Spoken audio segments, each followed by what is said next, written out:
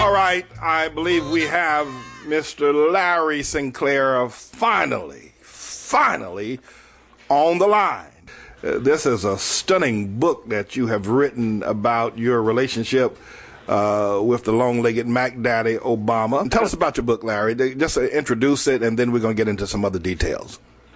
Well, the book basically was written, as you well know, after I tried to inform the voting public about the truth about Barack Obama, that he wasn't this clean-cut community organizing, oh, I care for my fellow man type person that his campaign tried to present him as.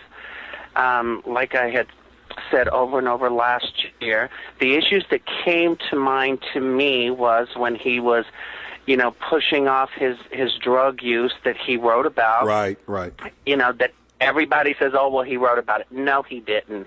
What he wrote about was he claimed that he used certain drugs through high school, and then he stopped. And then when the press started digging a little further, he started changing his story and saying, okay, well, I did drugs up into my Columbia days or my Harvard days, right, but I haven't done anything since. Every time the story just kept changing to fit his political ambitions. The young people thought it was cool that he says, oh, I used to be a pothead. Right. Or that, whenever we could afford it. But he didn't tell the truth. He didn't tell the truth about the fact that he was buying and selling and using drugs in Chicago, as recently to me that I know for a fact as 1999 while he was in the Illinois State Senate.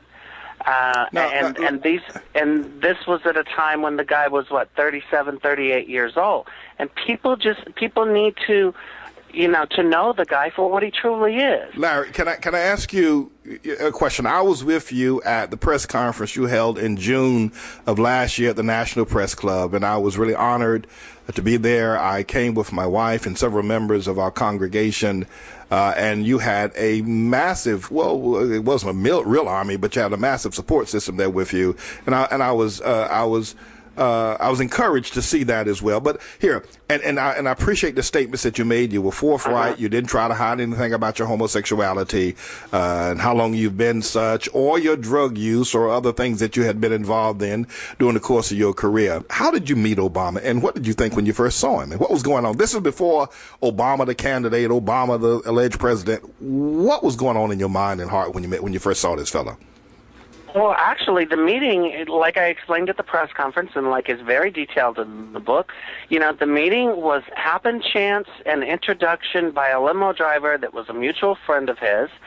I think when people read the book, they're going to be surprised at just what type of connections, this limo driver and Tony Rezko and Barack Obama had at the time.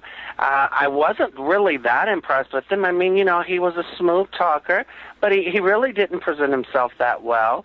He was basically, to be honest with you, he reminded me of a young man that I used to know in Miami Beach back in the 1985-86. That was the kindest soul in the world, but he was a hustler. Yeah. He knew that he was attractive to people, and he would befriend you, but only because he wanted to hustle you. And that's exactly what I took away with Barack Obama. It was all about a hustle. It was about getting a few drinks and not having to pay for it. It was about getting high and having someone else pay for it. Hold it. You're saying to me that your first impressions of him was that of a slickster, someone, if he's at a bar, he's trying to hustle for drinks, anything he can hustle people in a bar. Is that what you're saying to me? That's exactly what I'm saying to you. I mean, that was my initial impression of him. I mean, there was nothing, he was nothing more than another, 100 or so people that I had met in my life prior to him. Well, let me ask you another question. Who initiated that it go from wherever it went when you first met him in the introduction? Who initiated that it go to some sort of sexual event. Was it understood with the limo driver and Tony Resco's limo driver that's why he was being introduced to you, or what? How did that happen? Well, no, I mean, I can't tell you what the limo driver felt or did not feel. I did not at any time tell the limo driver I was looking for sex or anything else other than just somebody who knew Chicago who would enjoy socializing. I mean, I've always been openly gay. Back then, it was very obvious to anyone around me, you know, for 5 minutes or so. The limo driver, I think, was very clear on exactly who I was and what I was, because we had used him the night before. We had also used him on a previous night. So, I mean, it wasn't a secret. I had no idea that Barack Obama was going to be a willing participant. It's like I said, when I met the gentleman and we were talking in the bar and I had mentioned the fact that I could use a line or two to wake up, you know, that was a little fishing expedition. You need to tell people what that means, because you just went right, you went right past a whole lot of people's heads. They don't know what that means. Tell people what that means. Well, you know, it was a fishing expedition, and Barack Obama knew exactly what it meant, because he immediately responded, well, are you talking about coke, meaning cocaine? Right. Which is, yes, that's exactly what I was talking about. Now, here's the thing that I want people to understand. You're going to have these Obama people who are going to go, oh, well, he doesn't use the correct terminology. Actually, yes, I do. You know, terminology is regional, just like the sale price of a drug is regional. No, that's I can verify for that. Verify that from the. You know, I understand the streets. But he knew exactly what I was talking about, and the minute I told him that's exactly what I was referring to, he made it clear that he could get it. He makes a phone call, and within 5 or 10 minutes later, I mean, we're already in the limo with him telling the limo driver where we're going. You know, and he purchases it. Now, fine. You know, people want to argue, well, he didn't really purchase it because I gave him the money. No, technically, he either purchased it or he sold it to me, because he's the one that got paid the money by me, and he's the one that brought the product back to me.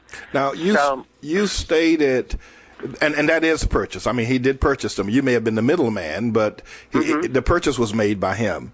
Now, you stated as well that you had an encounter with him in the limo, and then I believe at the June press conference you stated that he showed up at a hotel room of yours a day or so later. Am I reading that the right way? Oh yeah, if you read the book, you'll even find a picture of the hotel that he showed up at. Okay. And I know you've read the book, and I'm just teasing you when I say if you read the book. I mean, well, I want other people to read the book as well. Yeah. But go ahead. I mean, and I do too. I want people to read it, because I'm going to tell you what. This book, contrary to what all of the people have attacked and smeared, and you understand, because these are some of the same people that have attacked you over the last, year or so, ever since you showed up on Jeff Renz and showed up at the press conference. People will go and say anything.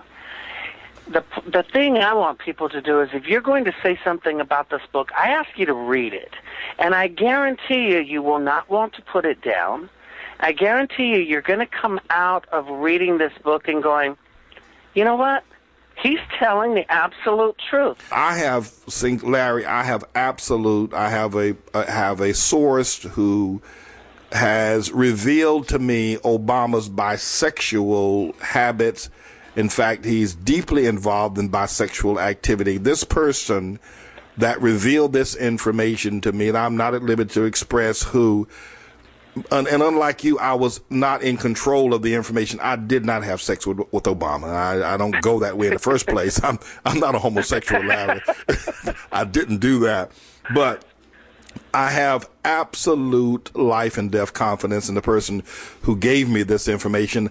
I just don't have full control of it, and I'm at the other person's pretty much desire to how to handle information. But I came out and made a public statement about his relationship and a lot of that bisexual relationship went on for many years there in the Trinity United Church of Christ. Having said that, and I will stake my life on what I'm saying about my knowledge about Obama's bisexual, his desire to have sex with men and with women.